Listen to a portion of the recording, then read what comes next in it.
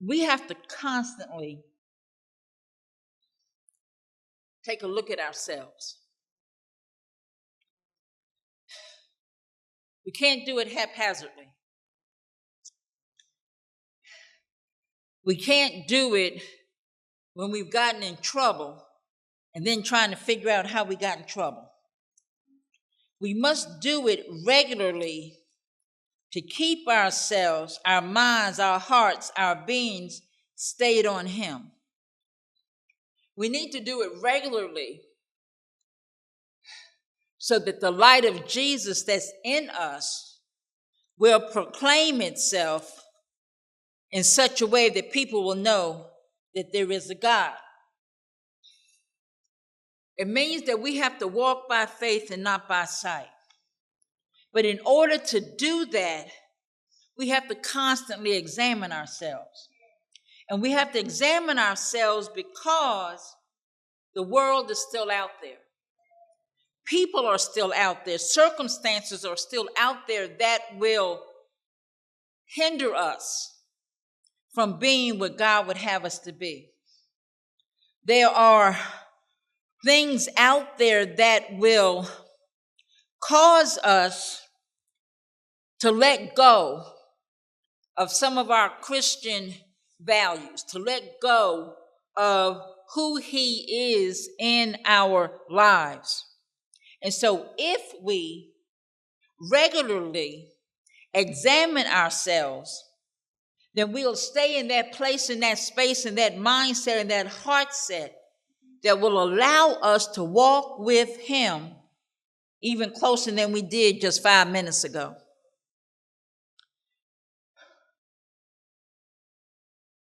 Let a man, woman, child, youth, young adult examine himself.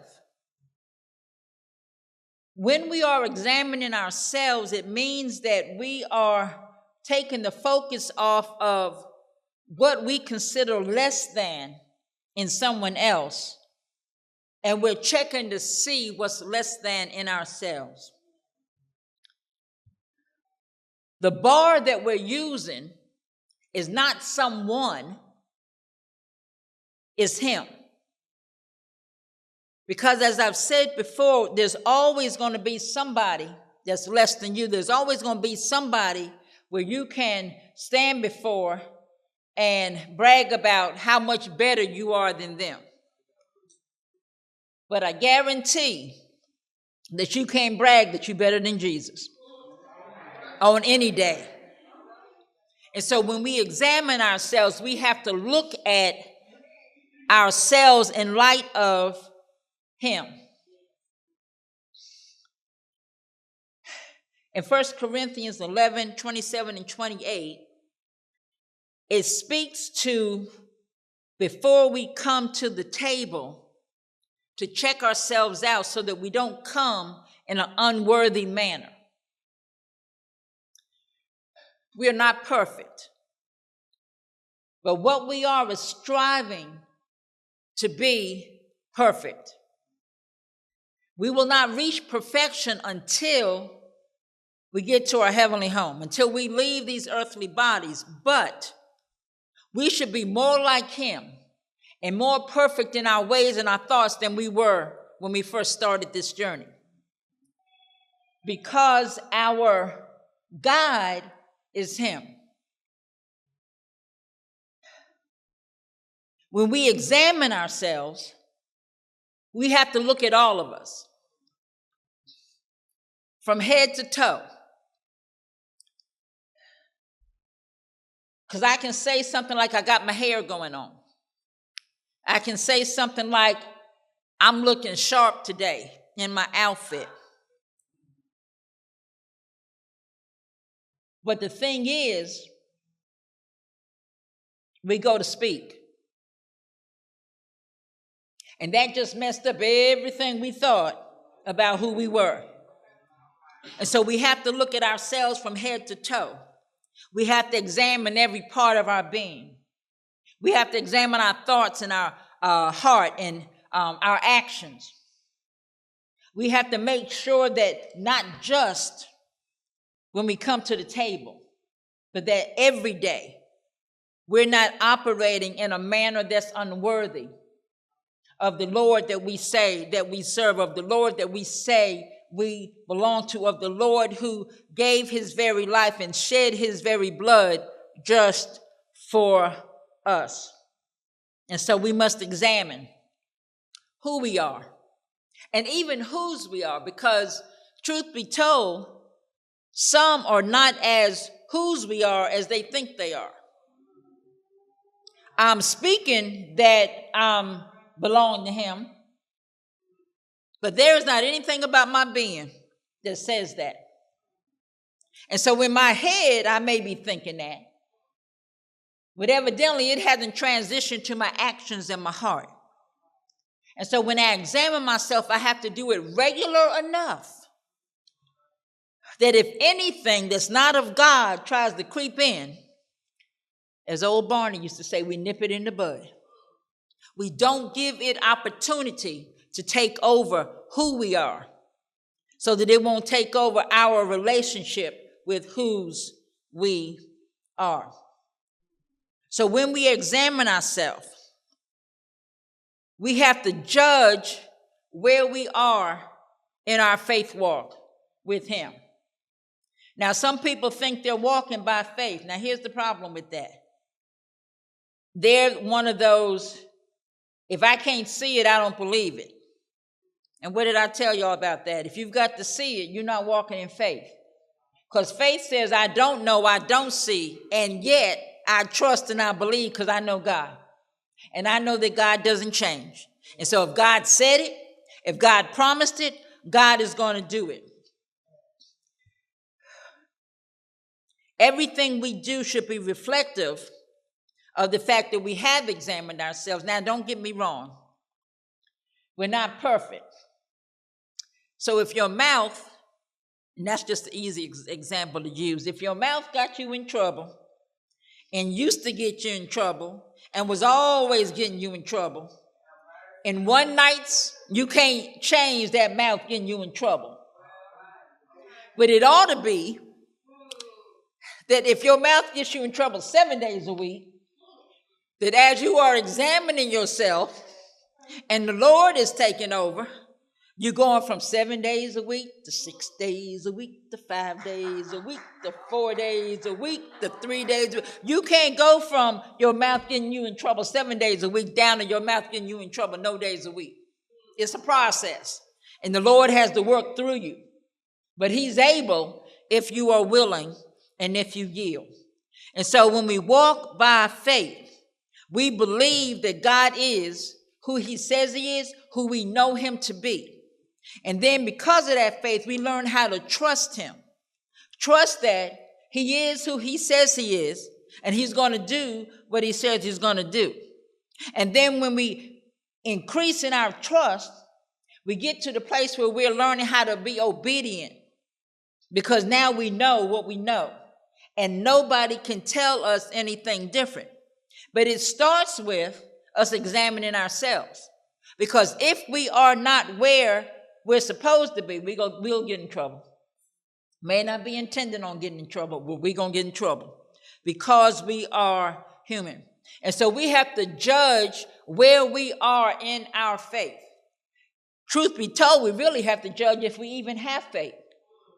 We may believe we have it just because we've been in the church all our lives. I started to say one thing, but let me change it to this. There are a whole lot of members in the church, but not as many disciples. They've been in the church all their lives doing church work, but not as many have been following after Christ. What Jesus has offered to us is something that's available to each one of us. But it's something that we have to take hold of. We have to take ownership of. We have to walk in. We have to believe, mind, heart, body, and soul, so that we can be transformed. So where are you in your faith?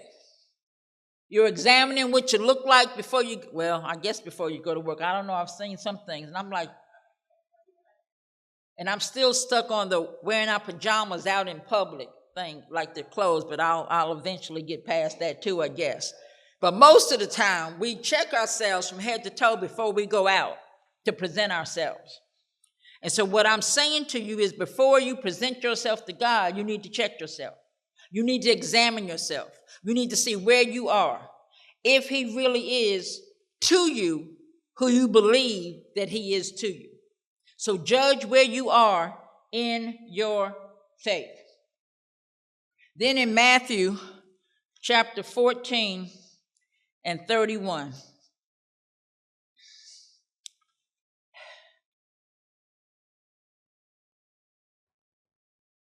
Jesus immediately reached out his hand and caught him, saying to him, "You of little faith, why did you doubt?" You say you're walking in faith. You say that he is your all in all. But every time you get put to the test, you doubt. Every time you get put to the test, you stop in your tracks. Every time you get put to the test, you turn and go in the opposite direction. Every time you get put to the test, you don't pass. You fail it every time. And so he is saying, if you believe that I am who I am, then why at the critical moment do you turn and go back? Why at the most crucial moment do you give up on your faith? Remember Peter on the water? He was walking on the water, literally walking on the water, because Jesus was over there and he's walking towards Jesus. As long as he was looking at Jesus, keeping his eyes on Jesus, everything was okay. But then what happened? He took his eyes off of Jesus. And as soon as he took his eyes off of Jesus, what happened? He started to sink. I am telling you that we have to keep our eyes on him. There is not a moment of any day or any hour where we can take our eyes off of him, because we're in a place now, and this country is in a place, and this world is in a place, that if we take our eyes off of him, we're going to sink. If we take our eyes off of him, we're going to get lost. And so it is critical that we examine ourselves so that we know that our faith is what it is supposed to be. You can't wait till you get in the midst of it to find out if you have faith. You have to know before you go in, because you can't tap into something that's not there. And so if the faith is not already there, if the assurance is not already there, then when you get in the midst of the battle, you're not going to know where to go. You're not going to know where to turn to. But if the faith is there, if the foundation is there, when you get in the middle of the battle, guess what? You don't even have to think about it. You just automatically do what comes to you. And what's going to come to you is that Jesus is the way, the truth, and the life. What's going to come to you is that God will not leave you nor forsake you. And so every day we have to examine ourselves to make sure that our foundation is still solid rock, that our foundation has not transitioned to sinking sand. We have to still make sure that our eyes are stayed on the prize. We have to make sure that we are living in this world, but our focus is still on our heavenly home. And so you've got to judge where you are in your faith, so that when you need your faith will be there to sustain you and keep you. Matthew 7, verses 3 through 5 that were read.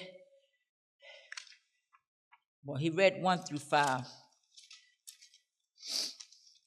It talked about that thing in your eye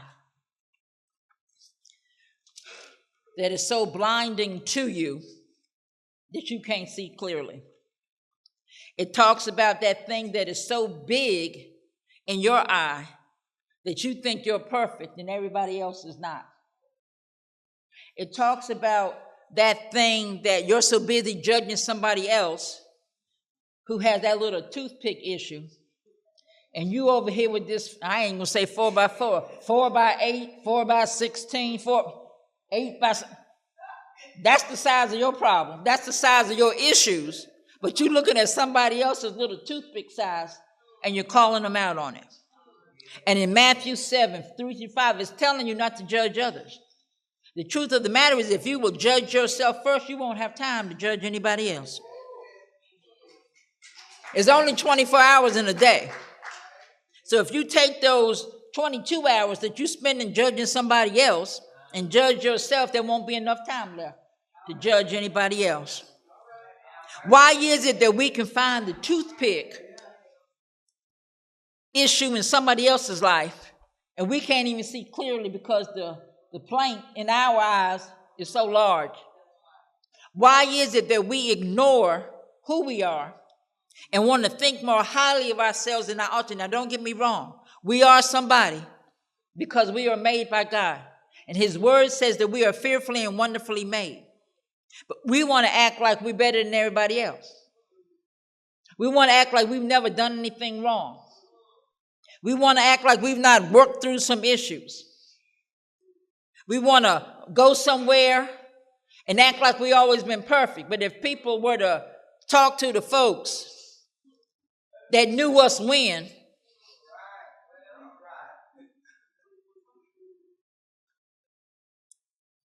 and so instead of judging the toothpick in somebody else's eye, the scripture says to be more concerned about the plank in your own eye. Because if it's a plank, then you definitely not seeing clearly. If it's a plank, what you see is skewed. If it's a plank, it's not clear. You can't even see your way. And the thing is, we're supposed to be walking with him. We can't even see to walk with God because the plank is so big that, truth be told, we probably don't even need to be walking or moving anywhere, because we're going to have an accident or cause one. That's how blinded we are by the plank in our own eye. And so the word is telling us to stop judging your neighbor. Stop looking at their little faults and deal with your own big faults. Examine yourself, not somebody else. Examine your habits. Examine your ways. Examine the places you go. Examine the people that you deal with. Examine whatever needs to be examined. The Spirit will meet you there and show you if you are yielded, if you will allow the Spirit to do that for you. And when you become all that God would have you to be, watch and see how the people around you will change. Some people, bless their hearts, you think they're the problem. But truth be told, because you haven't examined yourself, you're the problem. But you can't see that because you in that thinking more highly of yourself than you ought to.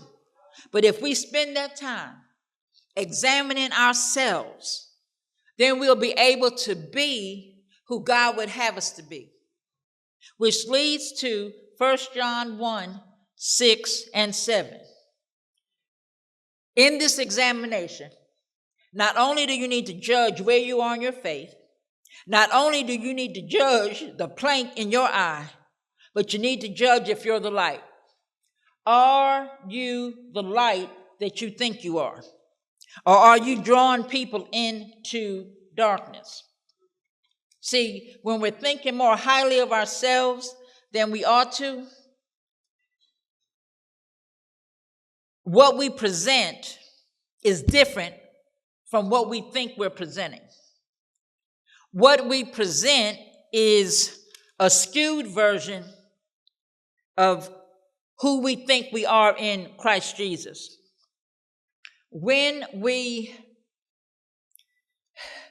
present, our light is not as bright as we think it is. I have a flashlight at home, and for some time now, when I cut it on, it's blinking some. And so it's an older flashlight, so I'm shaking it, thinking, I need to just shake it so the batteries will get back in line.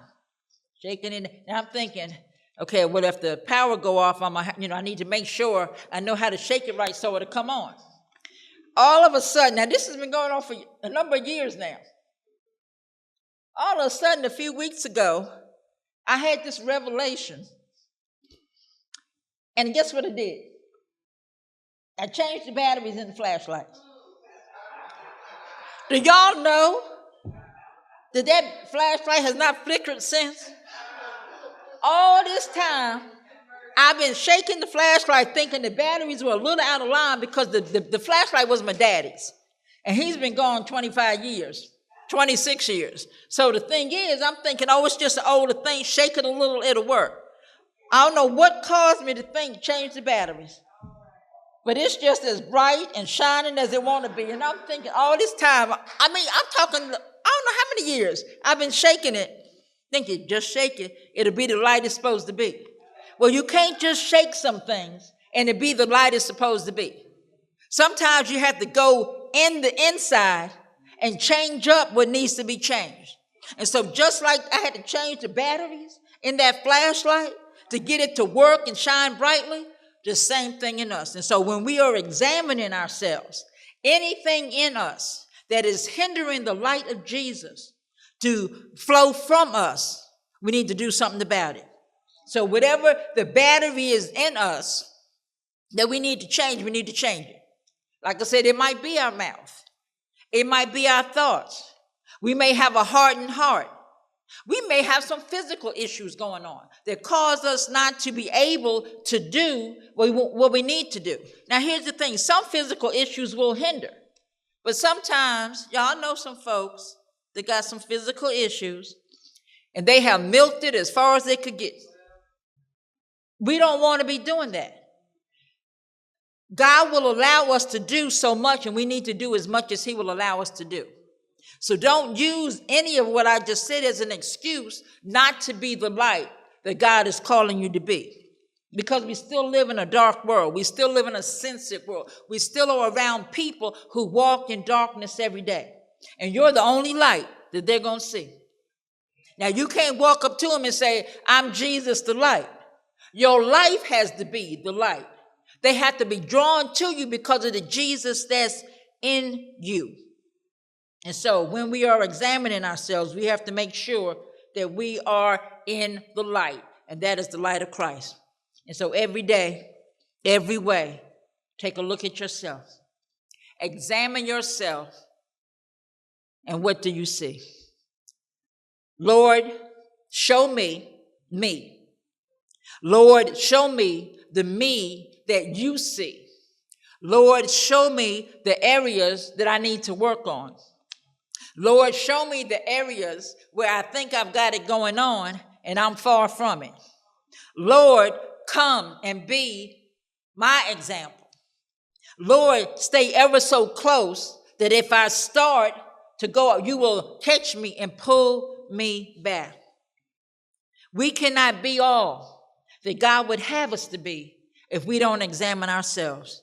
And so that's our thing for today. That's our thing for this week. That's our thing for this month. That's our thing for the rest of the year and the rest of our lives. Examine ourselves in light of a holy God so that we are and become who he needs us to be, so that he can send us out to touch and impact his people and his kingdom.